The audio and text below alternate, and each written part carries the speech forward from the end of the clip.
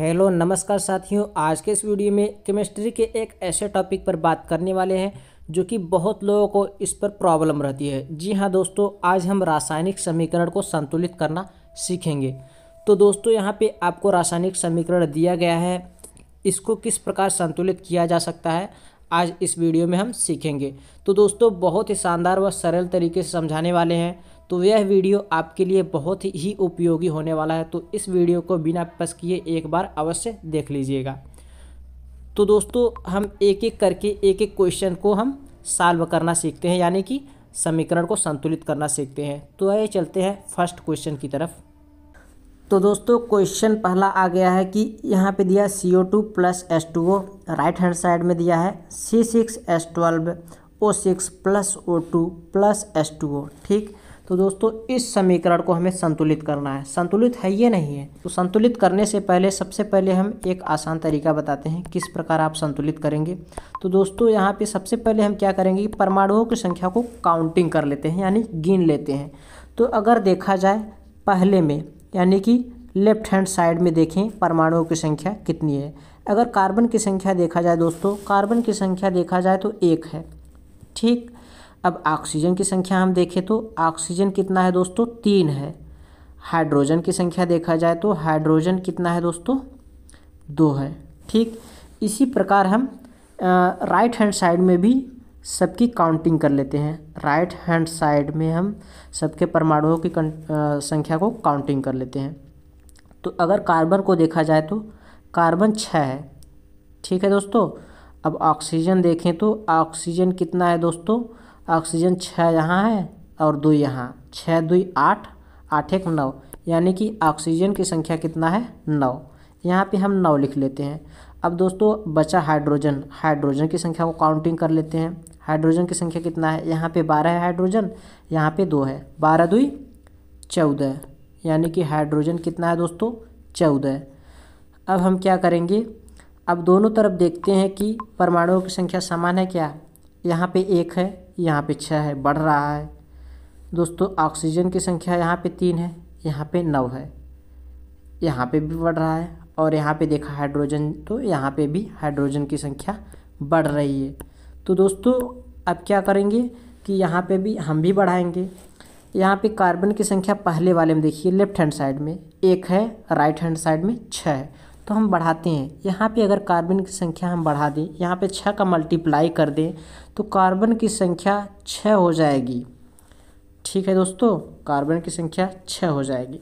अब हाइड्रोजन को देखा जाए तो यहाँ पे 2 है हाइड्रोजन, यहाँ पे 14 है। हाइड्रोजन को बढ़ाने के लिए हम लेफ्ट हैंड साइड में किसका मल्टीप्लाई करेंगे, लेफ्ट हैंड साइड में अगर हम देखा जाए यहाँ पे 7 का मल्टीप्लाई कर देंगे तो हाइड्रोजन की संख्या बढ़ जाएगी। 7 दूनी 14, 14 हो जाएगा। दोस्तों देखिए यहाँ पे 6 कार्बन, यहाँ पे कार्बन 6 और यहाँ पे हाइड्रोजन 14, यहाँ पे हाइड्रोजन 14, जितने का हम मल्टीप्लाई किए हैं बराबर हो गया है। तो दोस्तों अगर हम लेफ्ट हैंड साइड में ऑक्सीजन की संख्या को काउंटिंग करें तो लेफ्ट हैंड साइड में ऑक्सीजन की संख्या को हम काउंटिंग करते हैं कितना है। यहाँ पे देखिए दोस्तों ऑक्सीजन की संख्या यहाँ पे कितना है, 6 दूनी 12 ऑक्सीजन है और यहाँ पे 7, 12 7 19 ऑक्सीजन। तो दोस्तों 19 ऑक्सीजन हो गया, यहाँ पे 19 हम लिख देते हैं, 3 से 19 हो गया। अब इसी क्रम में हम राइट हैंड साइड में हमें ऑक्सीजन की संख्या को बढ़ानी है। राइट हैंड साइड में यहाँ पे 9 है दोस्तों, 9 से 19 करना है। अगर हम यहाँ पे मल्टीप्लाई कर दें तो देखिए दोस्तों, अगर यहाँ पे हम ऑक्सीजन में हम 6 से मल्टीप्लाई कर देंगे तो कितना हो जाएगा, 6 दूनी 12 और 1 यहाँ 13, 13 और 6 19, 19 हो जाएगा दोस्तों, 19 ऑक्सीजन हो जाएगा, यानी 9 से 19 हो जाएगा। देखो यहाँ पे 19 राइट हैंड साइड में, यहाँ लेफ्ट हैंड साइड में भी 19। तो दोस्तों अब आपको यह रासायनिक समीकरण संतुलित होते हुए नज़र आ रहा होगा। संतुलित होते हुए नहीं, ये संतुलित हो गया है। तो दोस्तों अब मैं उम्मीद करता हूँ कि ये आपको समझ में आ गया होगा। ये रासायनिक समीकरण संतुलित करने का तरीका भी आ गया होगा और आपको समझ में आ गया होगा। अब इसी क्रम में अगला क्वेश्चन देखते हैं। तो दोस्तों अगला क्वेश्चन नंबर 2 है, रासायनिक समीकरण एक दिया है Cu2S plus O2 tense to Cu2O plus SO2। ठीक, यही रासायनिक समीकरण दिया है। तो मैंने तरीका क्या बताया, सबसे पहले हम परमाणुओं को काउंटिंग कर लेते हैं। कापर को यहाँ पे कापर और सल्फर ऑक्सीजन की काउंटिंग कर लेते हैं, और राइट हैंड साइड में जो भी दिया है उसकी नंबरिंग हम काउंटिंग कर लेते हैं। तो दोस्तों करते हैं, कितना है सबसे पहले देखते हैं।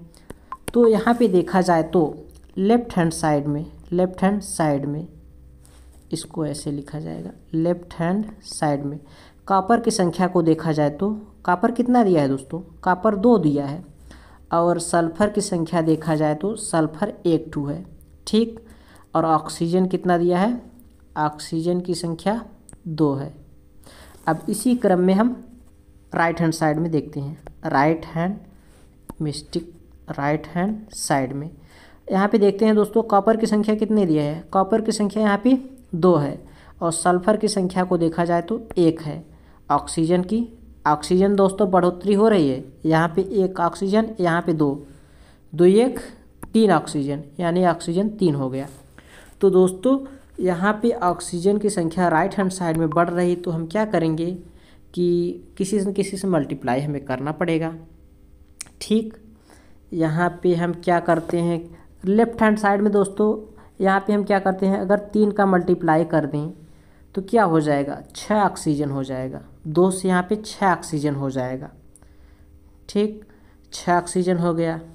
तो दोस्तों अब हम क्या करते हैं, अगर यहाँ पे हम संतुलित करने के लिए यहाँ पे 2 का मल्टीप्लाई कर दें तो कॉपर की संख्या बढ़ जाएगी, कितना हो जाएगा, 4 हो जाएगा। अब इसी क्रम में यहाँ पे भी हम 2 का मल्टीप्लाई कर देते हैं तो कॉपर की संख्या कितना हो जाएगा, 4। ठीक, तो दोस्तों अब हम क्या करते हैं कि दोनों तरफ अब हम क्या करते हैं कि सल्फ़र की संख्या देखते हैं। तो दोस्तों सल्फ़र की संख्या यहाँ पे पहले वाले में 2 हो गया है। देखो यहाँ पे 2 से गुणा हुआ है, तो सल्फ़र की संख्या कितना हो गया, 2। तो यहाँ पे सल्फ़र की संख्या 2, और राइट हैंड साइड में सल्फ़र की संख्या को 2 करने के लिए हम यहाँ पे 2 का मल्टीप्लाई करेंगे, यहाँ पे 2 का मल्टीप्लाई करेंगे। तो दोस्तों अब देखिए सल्फ़र की संख्या राइट हैंड साइड में कितना हो गया, सल्फ़र की संख्या 1 से 2 हो गया। अब ऑक्सीजन की संख्या देख लो, 2 से मल्टीप्लाई 2 में हुआ है तो 2 दूनी 4, और यहाँ पे 2 ऑक्सीजन मिलकर 6, ऑक्सीजन की संख्या 6।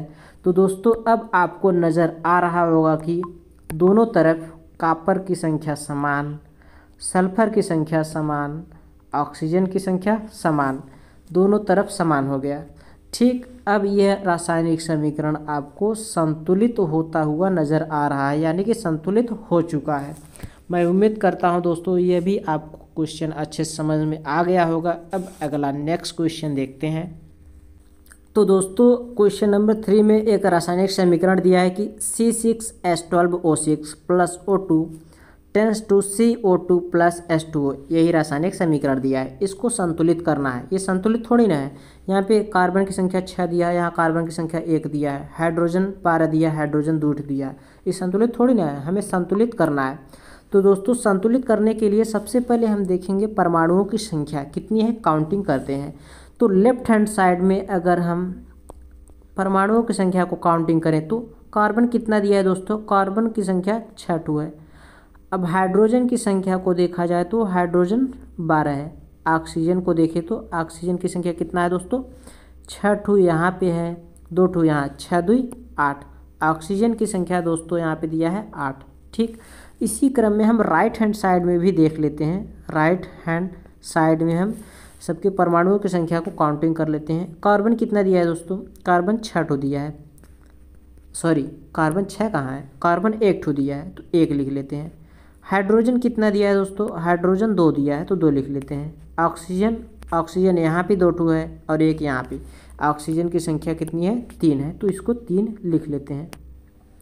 तो दोस्तों अगर ध्यान से देखा जाए तो ध्यान देने पर यहाँ पे पहले वाले में कार्बन की संख्या बढ़ी है और राइट हैंड साइड में घट रही है। तो हम क्या करेंगे, राइट हैंड साइड में कार्बन की संख्या को बढ़ाने के लिए हम मल्टीप्लाई करेंगे, कार्बन की संख्या को बढ़ाने के लिए।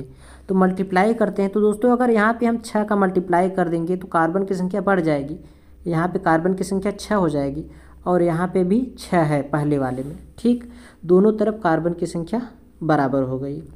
तो दोस्तों अब क्या करेंगे, हाइड्रोजन को देखा जाए। हाइड्रोजन की संख्या यहाँ पे 12 है, यहाँ पे हाइड्रोजन 2 है। तो उसको क्या करेंगे, राइट हैंड साइड पे हम किसी न किसी में मल्टीप्लाई करेंगे हाइड्रोजन की संख्या को बढ़ाने के लिए। तो दोस्तों अगर यहाँ पे हम 6 का मल्टीप्लाई कर दें राइट हैंड साइड में, यहाँ पे 6 दूनी 12, 12 हो जाएगा, हाइड्रोजन 12 बढ़ जाएगा। ठीक, हाइड्रोजन की संख्या यहाँ पे 12 और यहाँ पे भी 12 हो गया। ठीक है दोस्तों, अब ऑक्सीजन की संख्या को देखा जाए तो ऑक्सीजन की संख्या को हम देखते हैं। तो दोस्तों ऑक्सीजन कितना है, ऑक्सीजन यहाँ पे राइट हैंड साइड में देखिए, ऑक्सीजन यहाँ पे 6 ऑक्सीजन है और यहाँ पे 6 दूनी 12, 12 6 18 ऑक्सीजन हो गया। राइट हैंड साइड में ऑक्सीजन की संख्या 18 हो गई, 18।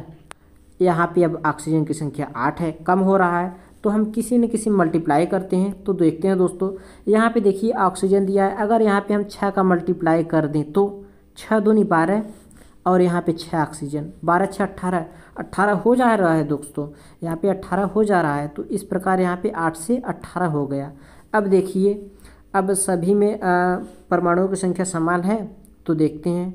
तो दोस्तों यहाँ पे देखिए, यहाँ पे कार्बन की संख्या 6 है, यहाँ पे भी 6 है, यहाँ पे 12 है हाइड्रोजन, यहाँ पे भी 12 है, यहाँ पे ऑक्सीजन 18 है, यहाँ पे भी 18 है। यानी कि यह रासायनिक समीकरण अब संतुलित हो चुका है, दोनों तरफ परमाणुओं की संख्या बराबर है। तो दोस्तों मैं उम्मीद करता हूँ यह क्वेश्चन यानी कि यह रासायनिक समीकरण भी आपको अच्छे तरीके से समझ में आ गया होगा। अब अगला लास्ट क्वेश्चन देखते हैं।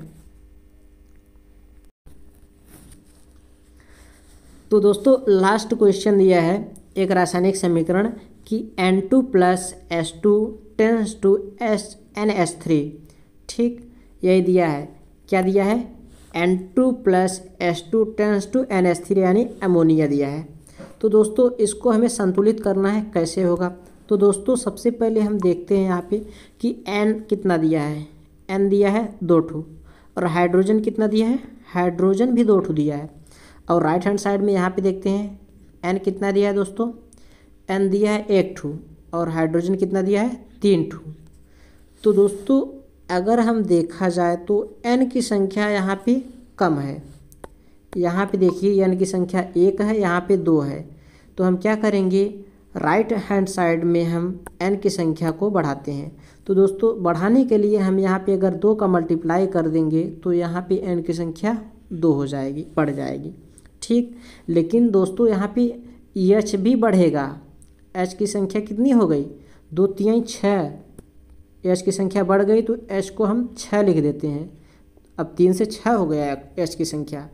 अब दोस्तों अब यहाँ पे लेफ्ट हैंड साइड में देखते हैं, N की संख्या तो बराबर हो गई, यहाँ पे हाइड्रोजन की संख्या कम हो रही है यहाँ पे। तो क्या करेंगे, किसी से मल्टीप्लाई कर देते हैं हम। अगर हाइड्रोजन में 2 से मल्टीप्लाई कर देंगे तो कितना हो जाएगा, 2 दूनी 4, 4 यहाँ पे नहीं आना है, 6 आना है। तो हम क्या करते हैं, हाइड्रोजन में हम 3 का मल्टीप्लाई कर देते हैं, 3 दूनी 6, तो यहाँ पे 6 आ गया दोस्तों। यानी कि दोनों में यहाँ पे 6 आ गया है, यानी कि दोनों में देखेंगे तो परमाणुओं की संख्या समान नज़र आ रहा है। यहाँ पे 2 है, यहाँ पे भी 2, यहाँ पे 6, यहाँ पे भी 6। यानी कि अब देखा जाए तो यह रासायनिक समीकरण संतुलित हो चुका है। मैं आशा करता हूँ दोस्तों इस वीडियो के द्वारा आप रासायनिक समीकरण को संतुलित करने की विधि को आप आसानी से समझ गए होंगे। तो दोस्तों अगर यह वीडियो आपको अच्छा लगा तो प्लीज़ वीडियो को लाइक कर दीजिए, और दोस्तों यह वीडियो कैसा लगा आप कमेंट में बता सकते हैं। आज के लिए बस इतना ही, फिर मिलते हैं किसी नेक्स्ट वीडियो में। धन्यवाद।